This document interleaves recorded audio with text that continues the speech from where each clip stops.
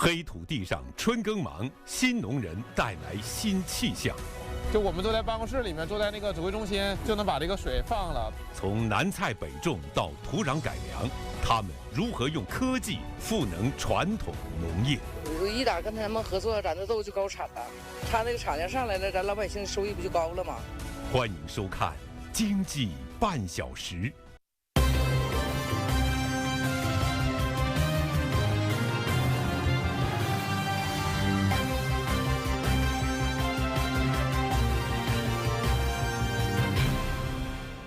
观众朋友，大家好，欢迎收看《经济半小时》，我是张静。东北的春天来得晚，但一到5月，黑土地就像拧紧了发条，整地播种施肥，分秒必争。眼下，东北地区正全面进入春耕时节。走进田间地头，我们发现一个明显的变化：面朝黄土背朝天的身影少了，盯着屏幕远程巡田的新农人多了。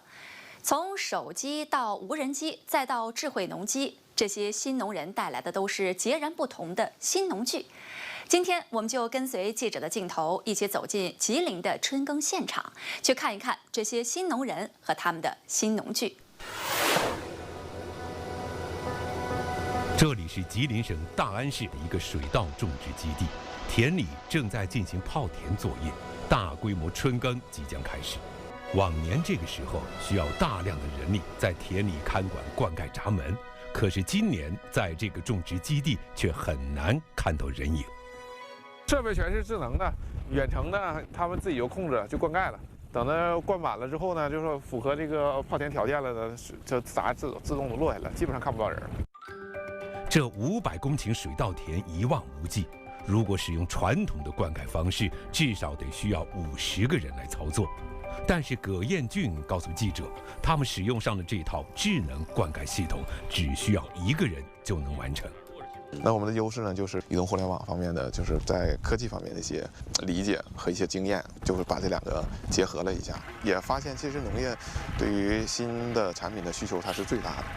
葛彦俊是一名90后，从小在吉林农村长大。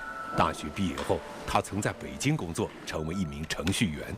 2017年，他偶然接触到盐碱地综合治理项目，于是决定改行回乡创业。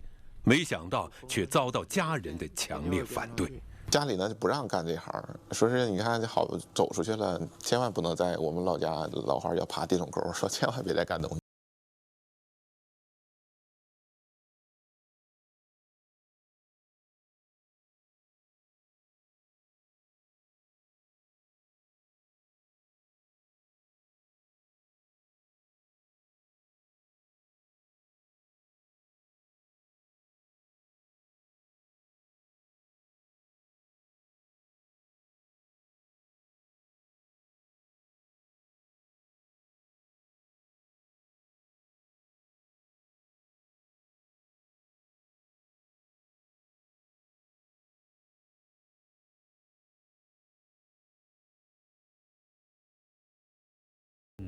外面风也是很大，因为那摄像头在晃动，是吧？对，正在通过电脑来操。这是葛彦俊带小伙伴们组建的盐碱地水稻种植基地指挥中心，在这里只需指尖在操控屏上轻松滑动，就能远程调控田间闸门的开合，精准把控水流量，稻田里的水位、水流等情况实时呈现在眼前。这块巨型显示屏就是整个种植基地的智慧大脑，实时汇总分析着所有的田间数据，掌控着春耕作业的每一个环节。远程的视频画面、远程控制，它的水位监测都有了，我们就不用来这儿了。就我们坐在办公室里面，坐在那个指挥中心，就能把这个水放了，它就能进行农田灌溉了。如今运行顺畅的智能灌溉系统，当初研发之路却屡受波折。项目起步初期，由于灌溉管控盐碱度调节不到位，他们曾有大批秧苗遭受盐碱胁迫枯萎死亡，带来不小损失。最开始是用那个试纸去寻，拿着那个试纸，然后去田里面去试。说我们因为就是这种监测不到位、管理不到位，不及时，对，不及时，就基本上的一个池子可能大面积的都是死亡了。为了精准监测土地的 pH 值，如今葛堰郡安装了 pH 值自动监测与智能排水设备，这些成为了他们进行盐碱地改良的新农具。这些设备不仅能精准捕捉稻田的水质数据，而且能及时把盐碱度超标的水体排出田块，这也就从根源上解决了秧苗受盐碱侵害的难题。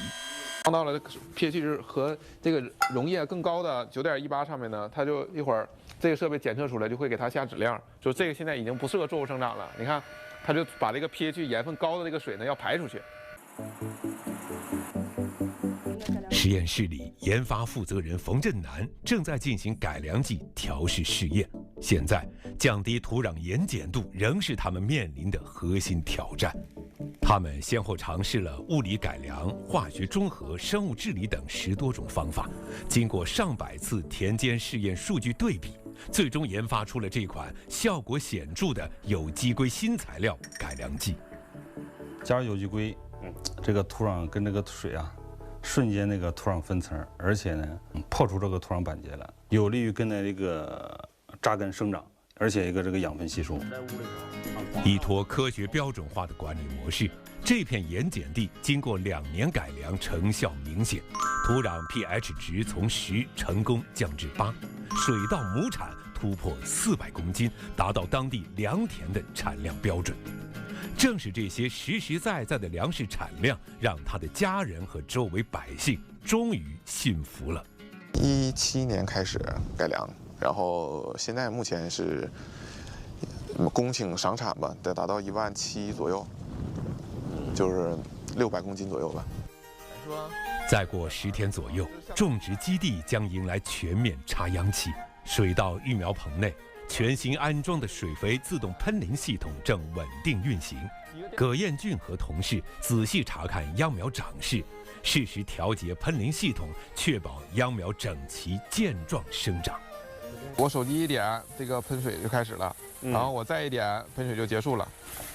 我们还搭配了那个视频，实时的视频，还有这个大棚的温湿度传感器，就需要灌溉的时候，我们在手机或电脑屏幕前一点，通过那个视频还能看到大棚的情况。从2017年至今，葛堰郡他们的盐碱地改良面积达到11.5万亩。这是2张吉林1号卫星从50万米高空拍摄的遥感影像，左面这张是改良前，右边是改良完下一年拍摄的。盐碱地上已经种满了水稻，荒凉的土地上有了生机。我们也想努力的在改变人们对这个农业的传统农业的一个认知。一提到农业呢，其实也可以很有意思、很酷的一件事，也可以很有生命力的一件事。就在葛堰郡忙着在盐碱地上准备插秧的时候，同在大安市的张浩也开始备耕了。爸呀，咱这车装多少肥？那个162袋，外边那还一个，外边那个那多少肥？50多袋。这天一大早，张浩跟着撒种机下了地。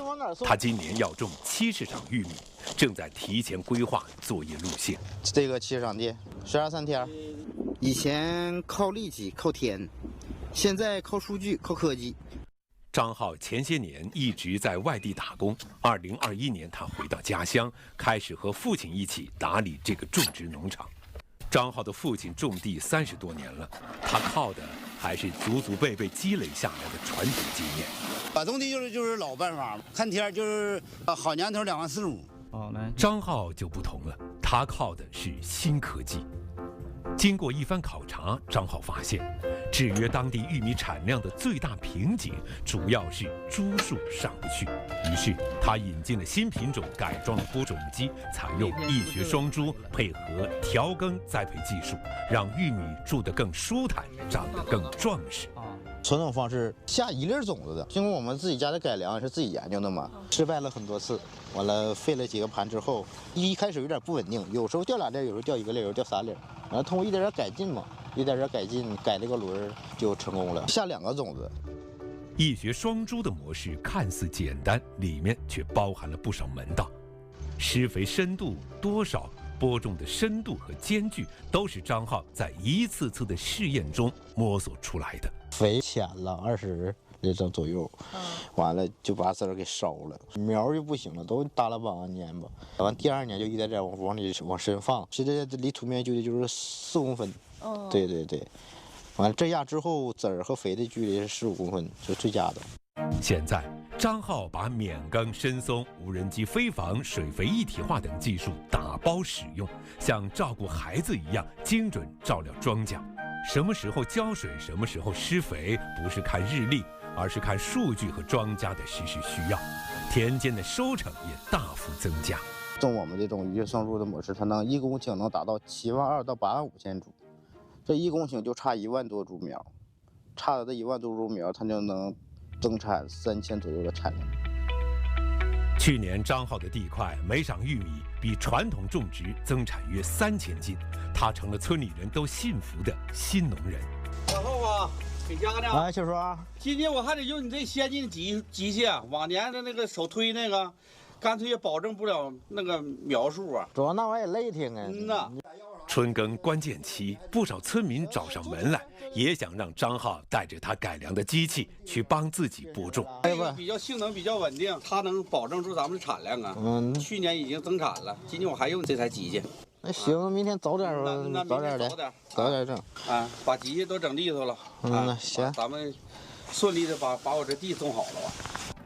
张浩不仅手把手教农户选种、施肥、田间管理，还带动周边100多户农户走规模化、数字化种植之路。我以后的愿望想成立一个公司，让种不种的人把地给我，我给他种。现在就算支持了，据我强，整体产量上去了。老百姓来说就是因为产量，最起码个人有钱算了嘛。从靠天吃饭到用数字管田，越来越多的新农人用青春和科技，在黑土地上书写出新时代的种粮故事。欢迎大家可以放心的去拍咱们家的玉米。咱们家的玉米每一根都是香甜软糯的，现在也正值春风播种的期间。然后我父亲呢，也正在亲自在田里面按照高标准来给大家去种植每一根的玉米，所以说大家可以放心的去拍。4月末，吉林公主岭的春耕正式开启。王成在地里忙碌的同时，他女儿王静然正在直播。我介绍一下我们的这个吃法，有3种吃法啊。首先，如果说我们看住边。父亲王成10几年前回乡创业，带领合作社的村民种玉米。他的女儿王静然是香港中文大学毕业的硕士研究生。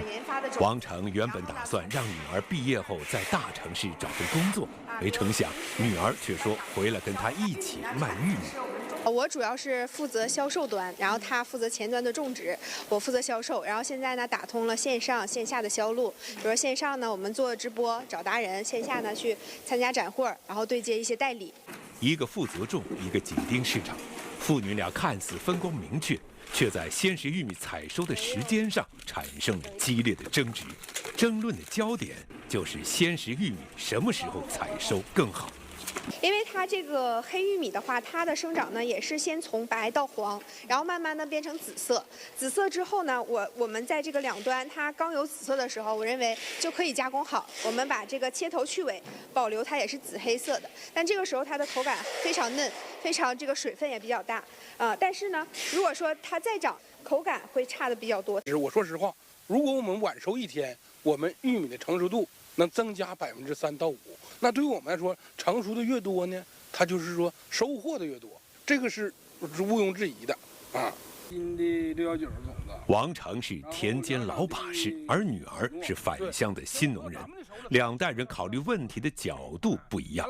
眼下新一季的春耕开始，如何分配鲜食玉米的种植面积，父女俩也意见不统一。为了说服父亲，王静然决定用实际测试说话。他把不同时间采收的鲜食玉米进行标记，邀请合作社的村民一同盲测。都来尝尝，别尝尝，这黑苞米去年5多年都干仗了。尝尝哪个口感度最好？我这个口感好。还是1号呢？是不是？是选出经过测评，提前1、2天采摘的玉米满意度更高，但这个结果不足以打消父亲王成的顾虑。接下来，王静然又拿出了网上的销售数据，用数据说服了父亲。那4万穗我们1个月卖完了，这4万5千穗呢，可能是说口感不好，所以他们2个月都没卖完，甚至说有的价格还卖不过那4万穗。你总整一算，那如果4万穗我们能卖到那个4块钱，4、4、16万，这4万5千穗你要如果卖到3块钱，3、5、15、3、4、12，那13万多。最终，父女2人达成一致，以上一个采摘季的销售成果为依据，决定今年春耕里不同鲜食玉米的种植面积卖得好的多种，而且严格把控采收窗口期。这个车间呢，就是我们的玉米的冷藏库，然后我们的玉米的成品就会储存在这里。然后呢，大概它常年的温度就是10度左右啊，保持着一个冷藏的温度。那我们的这个玉米从采摘到加工不超过4个小时。传统玉米种植每亩收益只有几百元，而鲜食玉米每亩收益能提升3至5倍。在女儿王静然的建议下，他们投资引进了新的加工生产线，对鲜食玉米进行标准化处理。我们是从22年开始第1年，然后先种植了大概20万左右，然后呢，先从线下开始铺销路，然后感觉整体这个对于鲜食玉米的反馈还是比较好的，然后也开始了我们这个电商啊，开始线上直播。到24年呢，我们整个销售额就是提高到了150万根左右啊，然后到去年为止呢，我们整体销售的量达到了250万根左右。吉林地处世界3大黄金玉米带，黑土耕地面积广阔，地理肥沃，农业机械化、规模化水平位居全国前列。如今，手机已经成为田间地头的新农具。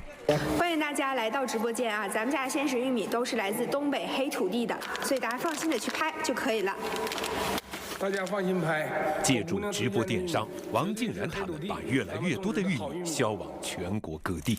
目前，线上线下销量已基本持平，日均订单稳定在数百至上千单，销路持续拓宽。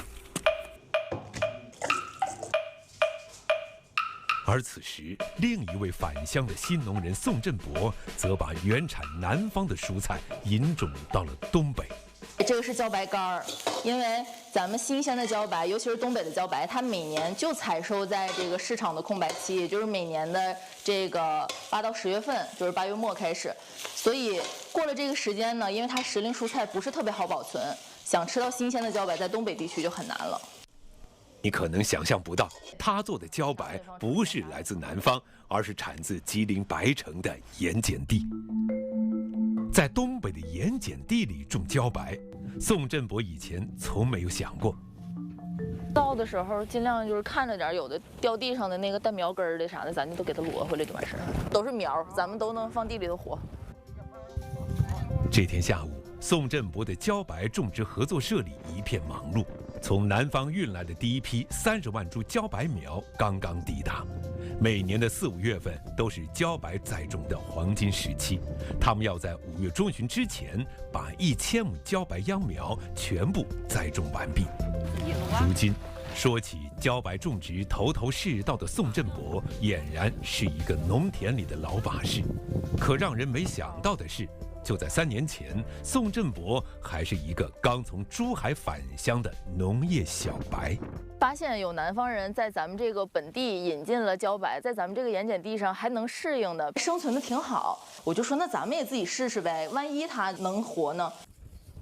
抱着试一试的心态，他也开始进入到南菜北种的新赛道。可是第1年就给了他沉重一击。我们第1年回来的种苗，它种在地里的时候，其实成活度大概只有30到40，所以就还是死苗非常严重的。当时真的是当头一棒，我就觉得这个事儿真的是没想象当中那么简单。那一年，宋振博投入全部积蓄近100万元，却遭遇大面积亏损。就在他萌生退役的时候，吉林农业大学李月红团队主动跟他对接，帮他解决种植难题。专业团队加进来之后吧，我就觉得不是一个人在战斗了，像他们有专业的实验室，有专业的实验设备，帮我们测一测这个土壤的酸碱度啊、有机质，还能帮我们研究研究这个耐寒、耐盐碱的种苗。哎，这心里一下就有底了。因为茭白种植，尤其是在咱们这个盐碱地上，有点困难啊、问题啊，都是在所难免的。毕竟想要啃下这块硬骨头嘛，肯定得费点牙。2024年，在当地科协的支持下，李月红团队和宋振博他们联合成立了茭白科技小院。宋振博的茭白种植基地终于有了起色。今天我们还有另外一个院校的老师要过来进行一个，也是土壤检测。新一季的茭白种植即将开始，每到这个时候，吉林农业大学的科研团队都会来到这里仔细测量地里的盐碱情况。1号田的土，这个比较接近7.6是吧？加上7.6的话，那实验田的这个土壤还是比大田的整体环境要稍微好一点。因为它要被已经改良。对，而且这个土地还是面积比较小，它这个盐的调整比较快。如今，宋振博他们的茭白种苗成活率从30%到40%，稳定提升到90%以上，茭白种植的经济效益也显现出来。这个茭白一晌地的产能大概在6万斤左右，根据市场价的话，基本上可以收入15万元左右。那么去掉成本的话，一晌地的这个净收入可以达到大概6万块钱以上。那对于咱们传统的玉米和水稻来讲的话，这个收入的话就能提升好几倍。那我们现在的话，还是优先雇佣咱们本地附近的这些村民，比如说什么插秧啊、除草啊，还有采收这些环节。日薪的话，基本上是200到220，还是算是农闲的时候一个比较稳定的收入吧。各位啊，今天我们稍微加紧点这个进度，千万不要就是把不同的垄的种子混到，是吧？4月下旬，东北地区气温逐步升高，在吉林长春净月友好大豆育种基地，新一轮的播种正式启动。魏建江从事大豆育种研究已经20年了，这个春耕季对他们来说意义非同一般，因为正在播种的种子里包含团队培育了6年多的新豆种。这样的一个我们自己的品系的培育，今年最后更全面的这样的一个验证，比如说在产量方面突破，包括在耐盐碱方面突破，然后明年呢，我们就会把它就是进入正式的品种审定的环节。和魏建江一起在田里忙活的都是吉林农业大学的博士生，他们也自诩为新农人。他们还要把筛选出来的其他400多份大豆材料，按照垄间距63厘米、每垄70粒左右的标准进行科学播种。这个是今年春播的第一个过程吧，把我们的一些优势的材料，把它分门别类的，给它精准的播到我们的这个实验田里面。魏建江教授告诉记者，今天播的大豆种子是他们研发的明星产品，特色就是耐盐碱。不同的大豆呢，它的性状是不一样的。比如说有的不只是高产、稳产、丰产，它蛋白含量特别高；有的呢油脂的含量特别高；有的品种呢它我们叫双高，就是油脂蛋白的总和含量特别高；也有的品种呢它是比如说耐盐碱的，比如说抗倒伏的，它是不完全一样的。所以根据不同的一些性状和表型呢，我们把我们的材料们分为诸多的品系。在吉林农业大学的实验室，魏建江正带领团队进行春耕育种材料资源排布的试验。吉林有670多万亩盐碱地，急需培育出耐盐碱又高产的大豆品种。这就是我们不同地区的不同的 pH 值的土壤，我们针对不同地区的这种土壤呢，给新培育的品种和未来有潜力培育成的好的品系呢，找这种各种应用场景。每一份种子都有专属的电子身份证，魏建江他们从种到收全程动态监测。在这个育种团队里，还有一名特殊的成员，来自非洲赞比亚的留学生艾内斯。It's inspired me a lot to come in China to learn more about further production, how we can make better soybean varieties that are full in protein and iron as well. 2019年，魏建江参与了中国援助赞比亚农业技术示范中心的建设。他们不仅把技术和品种带到非洲，每年还会招收当地的留学生，为非洲培养农业人才。在吉林省梨树县辜家子镇红旗村，赵桂杰正在指挥农机手调整大豆播种机的参数。他们合作社今年要种600亩大豆，种植的都是魏建江他们培育的大豆新品种。我合作社是54人，全是女的。这魏教授团队来了，开始就给他就是整这些种子呀。一打跟他们合作，咱的豆就高产了。他那个产量上来了，咱老百姓收益不就高了吗？25年的收益好，25年的收益就是一闪地能挣1万多块钱。赵桂杰他们合作社今年用上了最新的大豆播种机，搭配北斗导航系统的农机，实现了无人驾驶，让种植户能轻松地进行田间劳作。而魏建江团队培育的优质种子，更成为种植户们增产增收的核心助力。魏建江希望几个月后能够看到这批种子的突出表现，在一季又一季的耕作与收获中，这些新农人们正朝着他们理想的研发目标持续迈进。